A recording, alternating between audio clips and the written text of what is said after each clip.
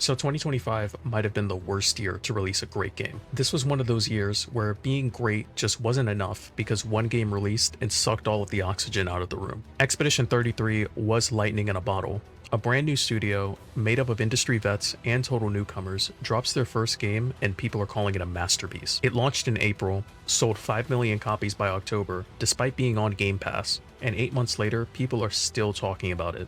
That's not normal single-player game behavior. For perspective, Battlefield 6 blew up with over 7 million copies sold in its opening days, and has been one of the year's biggest sellers. Now let's look at the other nominations for Game of the Year. Silksong was anticipated, polished, and so loved that its fan base became a meme, but it was expected, as it was Team Cherry's second rodeo, and an iteration off of the first Hollow Knight. Donkey Kong is a perfect execution of a formula Nintendo has mastered for decades, and as a result, won Best Family Game at the awards. Death Stranding 2 is iterative excellence. It didn't just reinvent the wheel, it refined what worked instead. And Hades 2 fell victim to its own marketing. It launched in early access, and by the time 1.0 hit, a lot of players had already moved on, but it's still another example of refinement over reinvention. And Kingdom Come 2?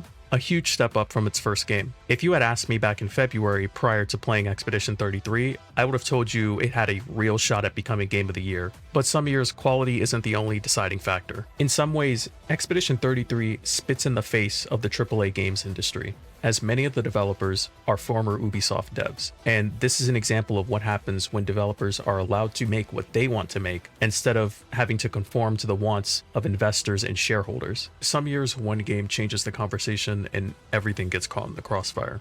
So if your favorite game didn't win Game of the Year or lost an award that you felt like it should have won, stand proud, because this year was not a regular year.